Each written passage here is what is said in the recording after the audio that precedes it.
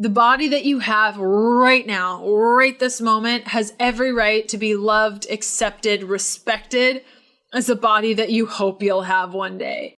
Hello, welcome friend. I'm so glad that you're here for another episode of the Keto Diet Podcast. Today we're pulling out an episode from the archives. This is an episode that I did way back in 2019. I had just done a virtual tour for one of my books. I believe it was the Keto Diet Cookbook or maybe Keto for Women. Life was busy at that point, so I couldn't go on tour. So I did a virtual tour event where we talked about carb ups and how to time your carbohydrates.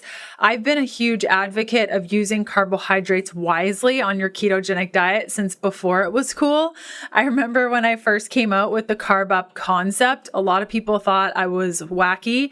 Even in 2019, it was a little bit faux pas to mention carb ups on a ketogenic diet. Fast forward to 2023, and it's basically the standard keto practice at this point. If you're going to be following a ketogenic diet for more than a couple of months, granted, you don't have things like insulin resistance or diabetes, or you've been told by your doctor you need a strict ketogenic diet, then of course, follow the strict ketogenic diet. But for those people that are looking to just better their health and maybe their doctor hasn't told them that they need to be on a strict low carb diet, we have a little bit of wiggle room with the carbohydrates. And I cannot tell you how many times I've had a conversation with a friend or a complete stranger at the mall that I ran into about how beneficial a carb up practice can be. And even fast forward to now, there was a period of time where I wasn't able to eat keto because I was quite sick and I was just dealing with like parasites and mold and things like that. We talked about that in my personal health journey recordings that you can listen to if you are so inclined. But now that I'm back to more of a ketogenic process, what I'm finding now is beneficial to me is using carbohydrates in the morning before my heavy lifts and then doing keto for the rest of the day. So I wanted to just preface that because a couple of times in this recording that I'm about to share with you, I'm talking about carbohydrates in the evening, and either work. It's really just about using carbohydrates to your benefit instead of using them because we're addicted to them.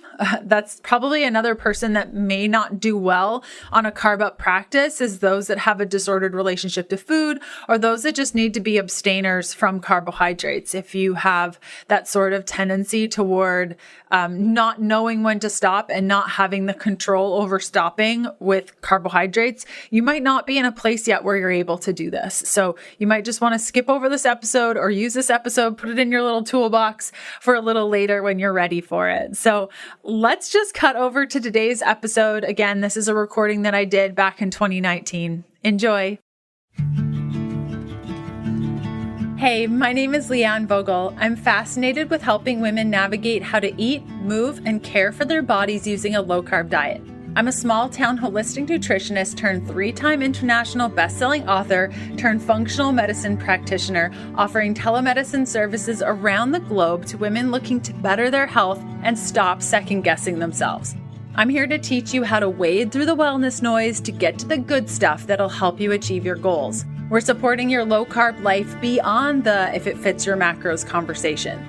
Hormones, emotions, relationship to your body, workouts, letdowns, motivation, blood work, detoxing, metabolism. I'm providing the tools to put your motivation into action. Think of it like quality time with your bestie mixed with a little med school so you're empowered at your next doctor visit. Get ready to be challenged and encouraged while you learn about your body and how to care for it better. This is the Keto Diet Podcast.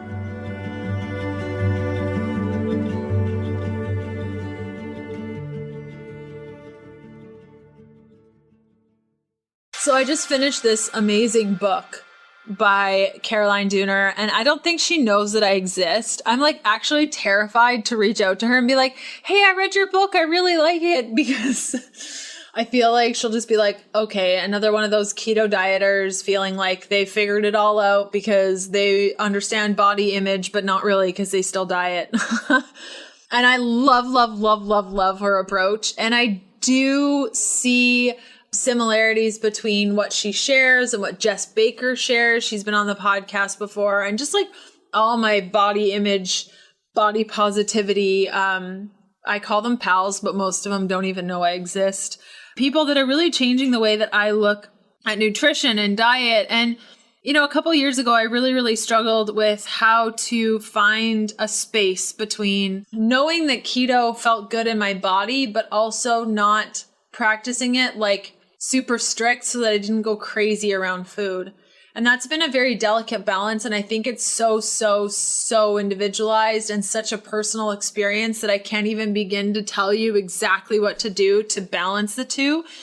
And you might not feel like that's something that you need right now, but I can tell you something that I don't even know how to firmly communicate this. I just really, the story that I continue to tell in my little brain right now is like, your body doesn't actually matter. Like whether I'm a size 7 or a size 16, that really doesn't affect my ability to live my best life. Now, you may argue that at size 16, it's going to be harder for me to find clothes. I don't really care. You may argue, and I'm just picking numbers. Like I think it depends on the clothes. I'm anywhere between a size 10 to size 16, depending on the store. But you may argue that at a size 16, it might be harder for me to find clothes. I might not fit into an airplane seat like awesomely. But if you kind of like look around at most human beings, we're all kind of similar size, at least from what I can tell. And I know women who are in large bodies living their best life, and I know women in small bodies that are living their best life. And I've spoken to fat girls that are loving life, and I've spoken to girls that have struggled with having no fat on their bodies, that they're picked on just as much. And I think when it really comes down to it all, it's pretty miraculous that we have the bodies that we have outside of how they look. And it's really been a struggle for me to find a good place in between knowing, like full blown knowing that the ketogenic diet is such a powerful eating style. And by eating this way and like embracing eating more fat, your brain lights up and you are able to feel your body better and do this work, like do your work in this world. It's such a powerful and has been such a powerful experience for me. Like this diet changed my life. And I say diet only because I guess that's how everyone knows it, but it's really, to me, keto is not a diet. It's not even really a lifestyle, really. I don't see it as a lifestyle because a lifestyle means that there's more to it. Like I see keto as a tool that I've used to set the intention of eating low carb, high fat, giving myself permission to eat more fat so that my brain lights up every day so that I can show up in the ways that I want to, so that I can build a lifestyle outside of my diet that helps me live the life I want to live. Like, guys, there is no way, like no way ever that the old Leanne, I don't want to say old Leanne because like I'm the same Leanne, but like the Leanne, the vegan, high carb, no fat, yoga, vegan, raw person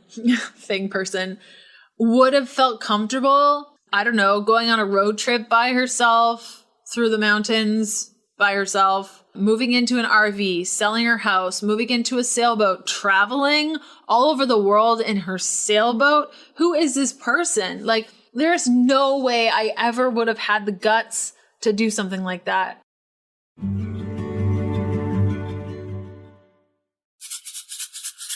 Oh, that sound of magic. I just shook a packet of Element Recharge watermelon salt in your ear. And if you're anything like me, you just salivated because you know that your body needs copious amounts of sodium to maintain your ketogenic diet. Now, sodium is the body's great solvent. It's a primary alkalizer. It's regulated by the adrenal glands, aka aldosterone, actually. It regulates the blood pressure. It increases heart rate. It maintains fluid balance and maintains pH levels. It also influences stomach acid levels. So if you don't have enough sodium, you're not going to be making stomach acid. You're going to be welcoming in parasites and all those sorts of things. I say to my clients, think of your stomach acid like the initial wall that stops all those little critters from getting in. Sodium also influences cellular membrane permeability and so much more. In addition, it's not just sodium you're going to find in element electrolytes. You're also going to find 200 milligrams of potassium. Did you know that the average body needs about 3,000 milligrams of potassium per day? I challenge you today to look at your food log and see how little potassium you're eating on a daily basis. This is a primary solvent mineral. Just like sodium, it's an intracellular mineral. It regulates the blood pressure with sodium. It maintains fluid balance, pH levels of the body. It influences cellular membrane permeability. It sensitizes the cell to thyroid hormone. So if you're having issues with your thyroid, the number one mineral you need to be thinking about is potassium. It also influences nerve conduction of the heart. It lowers heart rate, dilates arteries, and so many good things. So I just went through 2 of the 3 main minerals in element electrolytes. Now, what I love about element electrolytes is the flavor. They're really salty with 1,000 milligrams of sodium per serving. This stuff is good. I have it in my water bottle beside me. Now, I've been sharing Element for at least 2 years. I love this stuff, and Element has been so gracious with the offer for our listeners. You get a sample pack with any of your orders on Element. That's 8 single serving packets free with any Element order. This is a great way to try all 8 flavors and decide that watermelon salt is your favorite. No, I'm just kidding. It's my personal favorite. I love it. Same with the raspberry one, but you get to try them and let me know what you think. You can get yours by going to drinklmnt.com/KDP. This deal is only available through my link. You must go to drinklmnt.com/KDP to get your single serving packets for free with any order. Try it totally risk-free, and if you don't like it, share it with a salty friend and they will give you your money back, no questions asked.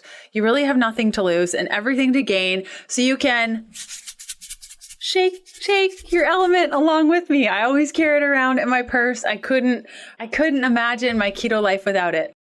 But when I started eating keto and I really got real with myself on the fact that there is no Wagon, guys, like there is not a Wagon. There's a way that my body feels best and there's a way that my body doesn't feel best. And I can make a decision to eat how my body feels best or doesn't feel best, or a mixture of the two. And it's really up to me, and I can empower myself to eat whatever the heck I want. I associate the choices that I make just based on what feels good as being more of a ketogenic eating style. But like, if I have for example, I'm really digging this Artisana Organics hazelnut. It's like chocolate spread. I guess it's like the healthier quote unquote version of Nutella. And I can't have Nutella because it has a ton of milk and it always hurts my stomach. And I do try, but like, I love this stuff. And I don't know, a couple weeks ago now, maybe even a couple months, I don't even know. I'm losing track of time. Oh my gosh, 2019 is almost over. I'm just kidding.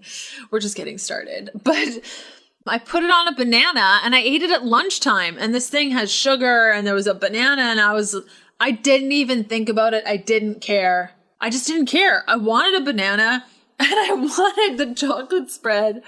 I had like a day and I just wanted to sit with my banana and some chocolate spread. And like, if you're not down with that plan, that's totally fine. And I'm not forcing you to do something you don't want to do. I have no interest in that. And really, your body is your body is your body. I don't care what you do with it. Really, I don't. I just want to empower you to make the best choices that you want to make for your body. And so I ate that banana with the chocolate sauce. And then I even took the spoon and had like 4 to 10 spoonfuls more, probably like half the jar.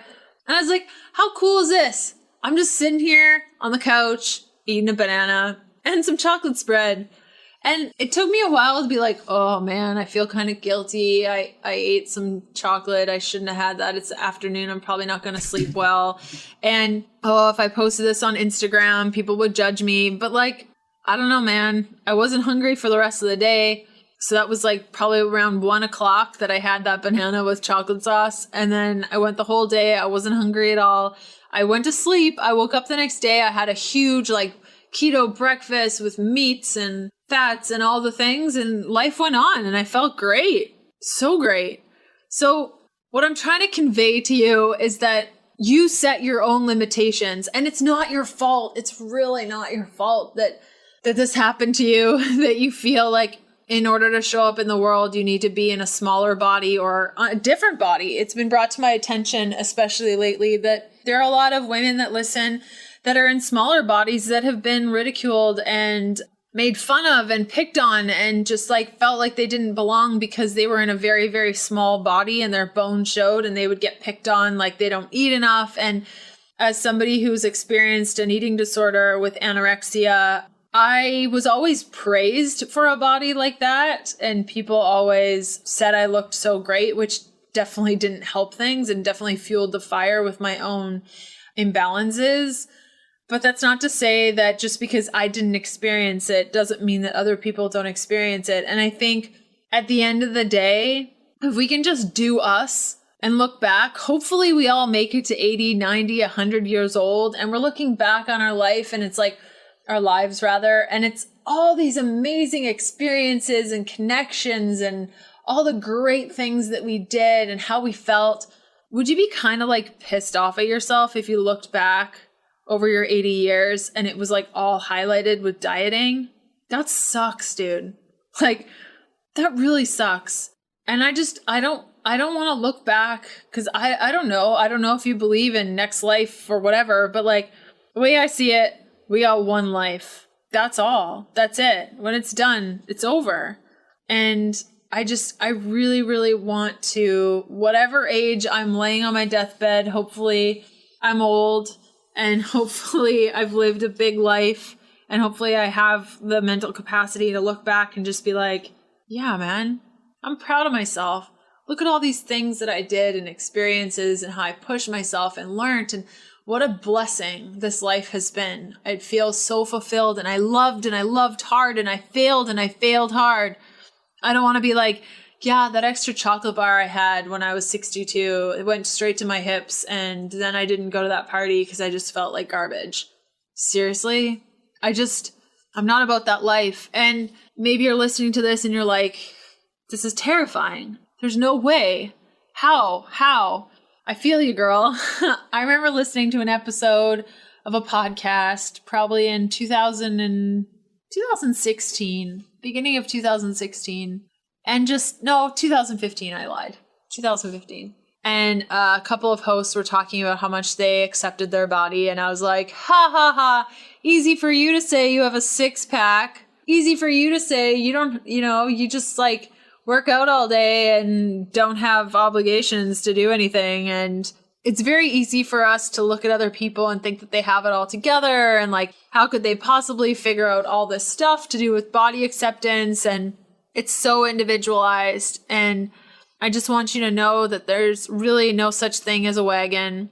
There's still struggles that all of us deal with, and that you owe it to yourself to deprogram your brain with all this hogwash that you've been fed, that in order to be loved and accepted, you need to be in a different body. Whether that's smaller, larger, stronger, healthier, I don't care.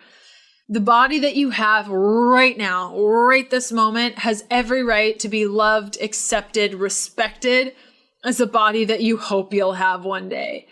So take a moment to just like soak that up, understanding that this work is hard and that it's not your fault that you feel the way that you feel about your body. You didn't ask for many of these beliefs. I didn't ask for these beliefs. So I track my macros every 3 to 4 days instead of every day because I don't know about you, but I can get really nuts over the whole process if I'm doing it daily. But the twice a week tracking helps me stay on target, helps me learn my natural tendencies, especially when I'm left unsupervised, and actually encourages me to change habits ongoing.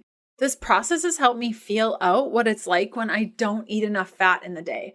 I'm sure you've had this feeling before too. The clock strikes like 7:30 p.m. You've had dinner a little over an hour ago, and now you're in the mood for something. On days I'm tracking, this feeling is always because I don't have enough fat during the day. Always. I'm usually about 20 to 30 grams or 180 to like 270 calories short of my fat for the day, with a very little wiggle room on carbs or protein. That's never a problem for me. So what do you do when you're hungry? You have 200-ish calories to spare, but they can only be mostly fat. Now, if you're hardcore like me, coconut oil definitely came to mind, but no, that's not where we're going today. We're going to talk about macadamia nuts. Instead of grabbing for that snack-sized Boom Chicka Pop or those keto Oreos from Costco, macadamia nuts are the world's natural fat bomb, rich in monounsaturated fat, over 60% fiber, and has a potent dose of potassium too. This is the mineral that sensitizes your cells to uptake thyroid hormones so that your metabolism stays revved up. One serving of 270 calories and a whopping 27 grams of fat, so you can hit your fat macro without having to eat another one of those cream cheese fat bombs you have in your freezer. No thanks. And let's talk a sec about monounsaturated fats. They encourage weight loss, they reduce pain and stiffness, they lower the risk of heart disease and stroke, they balance out LDL cholesterol, and improve blood sugar control. Plus, macadamias taste delicious, but it's really hard to find macadamia nuts that don't taste like plasticky or they're really crumbly and dry and they don't have crunch. This is why the only brand I trust and prefer is House of Macadamias, because they source directly from farmers and hand sort their products in the world's leading harvest facility in South Africa. I love the macadamia packs from houseofmacadamias.com. Each little packet is loaded with flavor. They have onion, sea salt, zesty salsa, chocolate, white chocolate, and white chocolate raspberry dipped dairy-free flavors loaded with those fats that you need without any funky ingredients. And did I say they're all dairy-free? That's incredible. Head to houseofmacadamias.com/KDP and check out their selection of fat-filled snacks. They even have bars too, which I really enjoy. And if you like what you see, use the code KDP20 for 20% off your first purchase. That's houseofmacadamias.com/KDP. Use the code KDP20 for 20% off. My first memory, and maybe this might be helpful for you too, my first memory of diet was when my mom was on Weight Watchers. I must have been grade 1. My mom had just finished Weight Watchers and she had lost, I think, I remember writing on the poster like 20 or 25 pounds or something. And my sister and I and my dad were making posters, getting balloons. I think one of my aunts were there and we were making this poster like, congratulations, 25 pounds. And I remember thinking, okay, so if I lose weight, I get a party. And it's such like a simple thing. Like, if I lose weight, I get a party. Isn't that cute? The little, the little kid says that. But like, that was ingrained into me at a very young age. Like, when we lose weight and we look better and we work really hard on our bodies, people love us more. We get attention. And that really stuck with me for a long time. And it took me a lot of therapy, a lot of like digging deep to remember this moment and just like reprogram it with a new memory and really giving my mom love. Like she had just finished her thesis. She had 2 young kids at home. She was studying for her master's. And she was also working out a lot. She worked at an aerobics place and she was doing Weight Watchers and all these things. And looking back and knowing that she was around my age when she had these 2 kids and all these things going around, what must have been going on in her head and in her life. And if I were a mom, and I probably won't get this opportunity because children have never really been on my agenda, but hey, you never know, things happen. But if I were a mom, I really, really wouldn't want my kids, boy, girl, or anything, to grow up with either parent obsessed about their body to the point where they're ingrained with some of these beliefs too. And it's not just parents that ingrain these beliefs. It's like society. But I think if we can create safe homes where kids understand, and I mean, I'm not a parent. I understand how hard it is, but like, take my advice with a grain of salt because I know how hard it is and how challenging it can be to just make all the things work together. But if there's a way that we can all work together, and even in a community setting, to educate our children so they can make good choices for themselves, educated choices for themselves and their bodies, I think it'll be a better world. And it all starts with the parents and the home life and what we teach our kids and what we teach them is important. And if I were a mom, I would definitely try to instill a sense of confidence and confidence in the fact that your body has nothing to do with anything and you can do anything you put your mind to, and your body isn't that limitation. So maybe I'm rambling. Maybe you got something from today's episode. This topic does mean a whole bunch to me and something that I have been sharing a lot more on the podcast. Thanks for listening. Join us next Tuesday for another episode of the Keto Diet Podcast. Looking for more resources? Go to healthfulpursuit.com for keto meal plans, weight loss programs, low-carb recipes, and oodles of free resources to get you going. The Keto Diet Podcast, including show notes and links, provides information in respect to healthy living, recipes, nutrition, and diet, and is intended for informational purposes only. The information provided is not a substitute for medical advice, diagnosis, or treatment, nor is it to be construed as such. We cannot guarantee that the information provided on the Keto Diet Podcast reflects the most up-to-date medical research. Information is provided without any representation or warranties of any kind. Please consult a qualified health provider with any questions you may have regarding your health and nutrition program.